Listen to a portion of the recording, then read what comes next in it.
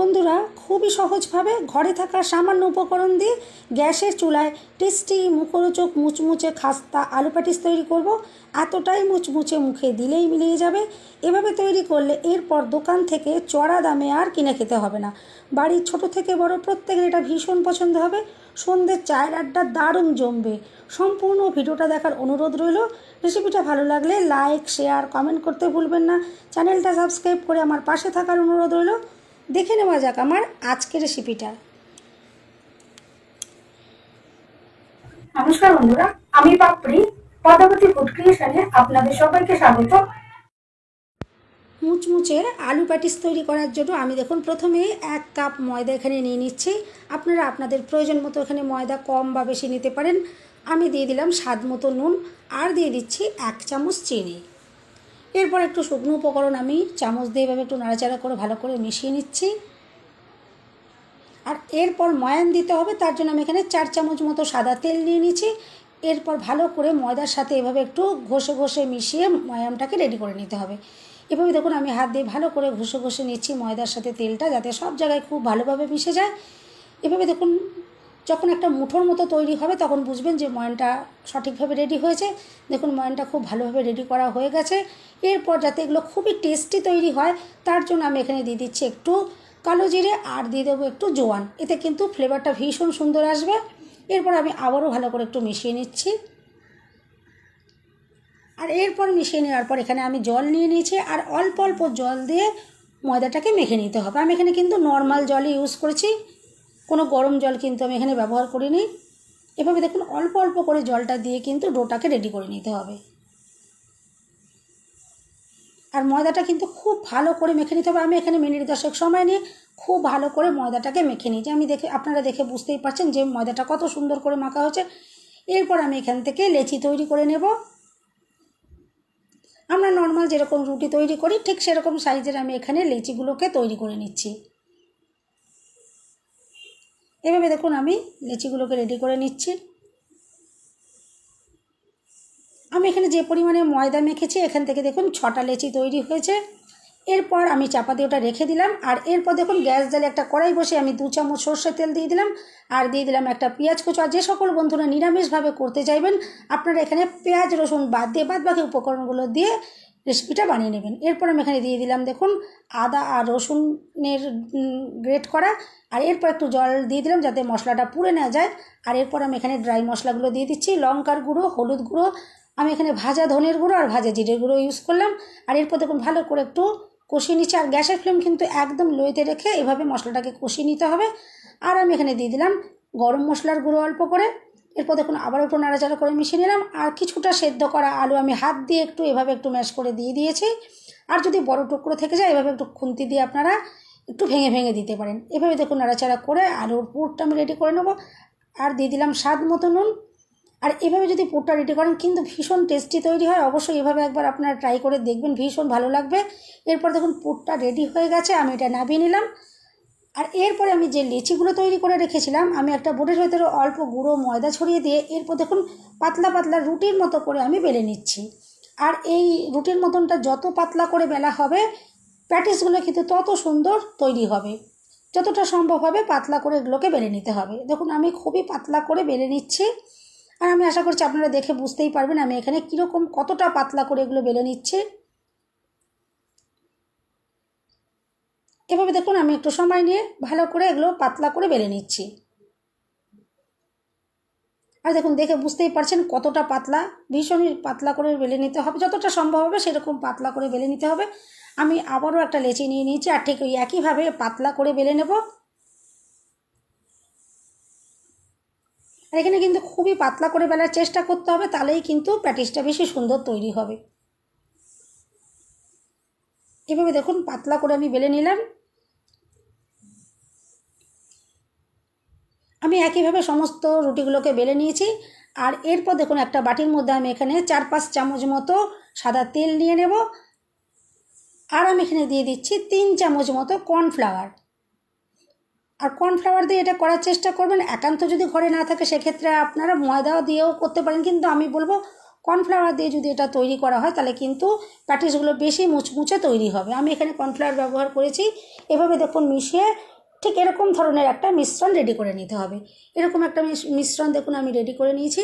আর একটা রুটির ওপরে ঠিক এভাবে ওপর থেকে একটু পাতলা করে আমি এভাবে ছড়িয়ে দিচ্ছি। আপনারা চাইলে কিন্তু ব্রাশ দিয়েও কিন্তু এটা লাগিয়ে দিতে পারেন।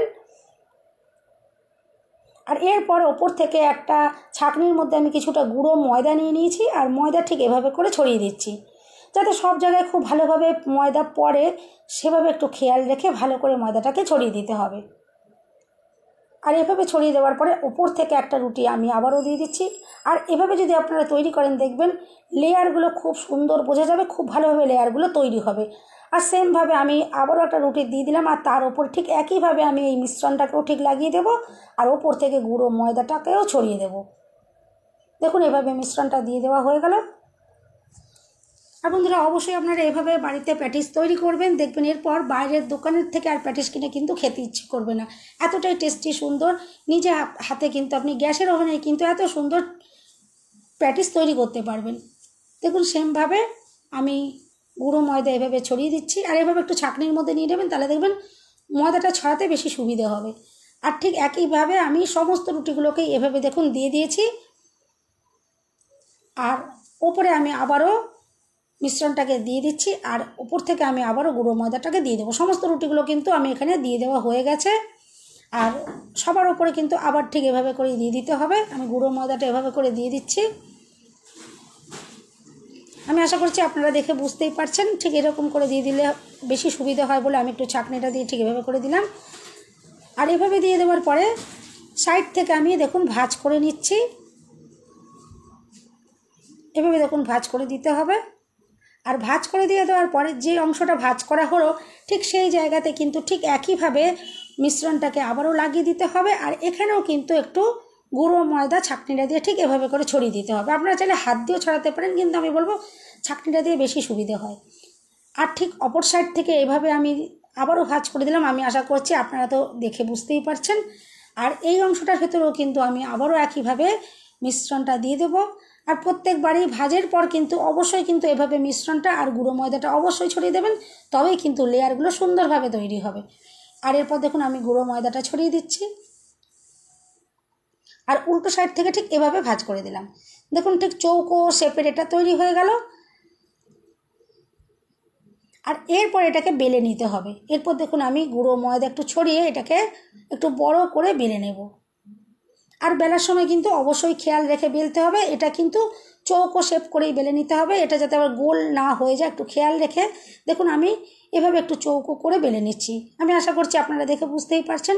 ঠিক এভাবে এই চৌকো করে বেলে নিতে হবে। দেখুন আমি বড় সাইজ করে বেলে নিয়েছি, আর একটু মাপটা আমি করে নিলাম। এভাবে দেখুন আমি টুকরো করে কেটে নিচ্ছি। আপনারা প্যাটিসটা যেরকম মাপের করতে চাইবেন ঠিক সেরকমভাবে টুকরোগুলো করে নেবেন। আমি দেখুন এভাবে কেটে নিলাম। এখানে 6টা প্যাটিস তৈরি হবে। এভাবে দেখুন 6টা টুকরো আমি করে নিয়েছি। আর এরপর যেই আলুর পুরটা আমি বানিয়ে রেখেছিলাম, এই আলুর পুরটা এখন আমি দেখুন একটা টুকরোর ওপর এভাবে বসিয়ে দিলাম।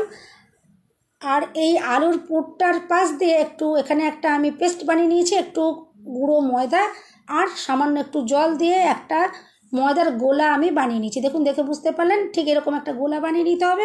এটা আমি দেখুন আলুর পুরের পাশ দিয়ে এভাবে দিয়ে দিচ্ছি, যাতে এটা যখন আমি ভাঁজ করব কোনো মতে না খুলে যায়। এভাবে যদি দিয়ে দেন তাহলে দেখবেন কোনো মতে এটা আর ভাঁজটা খুলে যাবে না, আলুর পুরগুলো বেরিয়ে যাবে না।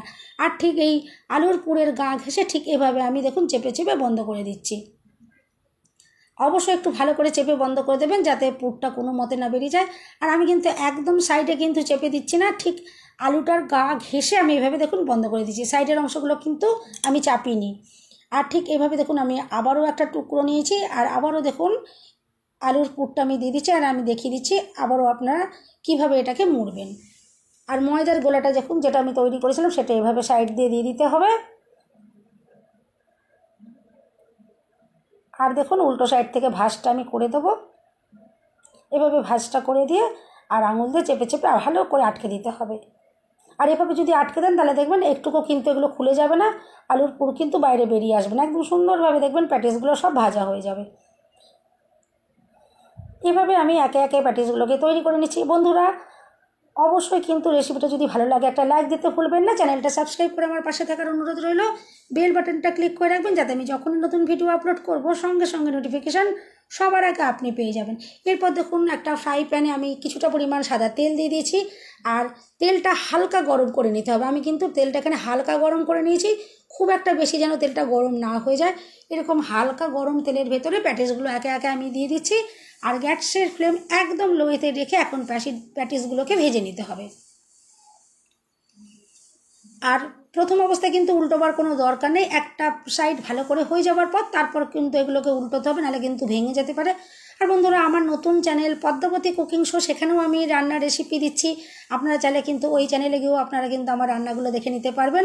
আমি আশা করছি ওই রান্নাগুলো আপনাদের ভীষণ পছন্দ হবে। রেসিপিটা যদি ভালো লাগে অবশ্যই কিন্তু লাইক দিতে ভুলবেন না, আর আমার নতুন চ্যানেলটাকে সাবস্ক্রাইব করে আমার পাশে থাকার অনুরোধ রইল। এভাবে দেখুন আমি প্যাটিসগুলোর একটা সাইড কিছুটা হয়ে যাওয়ার পর আমি দেখুন এভাবে আস্তে করে উল্টে দিচ্ছি। আর এই প্যাটিসগুলো ভাজার পর কিন্তু এতটাই মুচমুচে খাস্তা তৈরি হবে, খুব সাবধানে কিন্তু নাড়াচাড়া করতে হবে, নাহলে কিন্তু ভেঙে যেতে পারে। এগুলো এতটাই মুচমুচেভাবে তৈরি হবে। এভাবে দেখুন আমি উল্টে পাল্টে গোল্ডেন ব্রাউন করে ভেজে নেব, আর খুব সাবধানে এগুলোকে উল্টোতে হবে, আমি আবারও বলে দিচ্ছি। এভাবে দেখুন আমি উল্টে উল্টে দিচ্ছি, আর এভাবে কয়েকবার উল্টে পাল্টে দেওয়ার পর এটা ভালো করে ভেজে নিতে হবে। দেখুন এখন সুন্দর একদম গোল্ডেন ব্রাউন করে ভাজা হয়ে গেছে, আর ভীষণই মুচমুচে তৈরি হয়ে গেছে। এরপর এগুলোকে তেল ঝরিয়ে তুলে নিতে হবে, খুব ভালো করে তেলটা ঝরিয়ে তুলে নেব আমি। আর দেখুন কালারটা যে কতটা সুন্দর তৈরি হয়েছে, আর লেয়ারগুলো কতটা সুন্দর দুর্দান্তভাবে দেখুন খুলে গেছে, কতটা সুন্দরভাবে প্যাটিসগুলো সব তৈরি হয়ে গেছে। আর খেতেও কিন্তু ভীষণ অসাধারণ হবে, সন্ধেবেলা চায়ের সাথে কিন্তু একদম জমে যাবে। আর এতটাই টেস্টি সুন্দর, বাড়ির কিন্তু ছোট থেকে বড় প্রত্যেকের এটা ভীষণ পছন্দ হবে। একদিন যদি এভাবে তৈরি করেন এরপর দেখবেন রোজই বানাতে ইচ্ছে করবে, এতটাই এটা টেস্টি আর সুন্দর লাগবে খেতে। দেখুন কতটা সুন্দর লেয়ারভাবে খুলে গেছে, আপনারা দেখে বুঝতেই পারছেন লেয়ারগুলো কতটা সুন্দর দুর্দান্ত দেখতে লাগছে। আমি দেখুন এগুলো এখন প্লেটে সাজিয়ে নিয়েছি, আর এরপর আমি এখান থেকে ভেঙেও আপনাদেরকে দেখাবো, দেখবেন কতটা সুন্দরভাবে তৈরি হয়েছে। অবশ্যই কিন্তু আপনারা এভাবে বাড়িতে ট্রাই করতে পারেন, আমি আশা করছি ভীষণ পছন্দ হবে। আর দেখুন ভীষণই মুচমুচে গাটা দেখে আপনারা বুঝতেই পারছেন কতটা এটা মুচমুচে ক্রিস্পি তৈরি হয়েছে। আর বন্ধুরা, রেসিপিটা যদি ভালো লাগে অবশ্যই কিন্তু একটা লাইক দিতে ভুলবেন না, চ্যানেলটা সাবস্ক্রাইব করে আমার পাশে থাকার অনুরোধ রইল। আর দেখুন কতটা দুর্দান্ত দেখতে লাগছে। সবাই সুস্থ থাকবেন, ভালো থাকবেন, দেখা হবে নেক্সট ভিডিওতে। ভিডিওটা শেষ পর্যন্ত দেখার জন্য সবাইকে রইল অসংখ্য অসংখ্য ধন্যবাদ।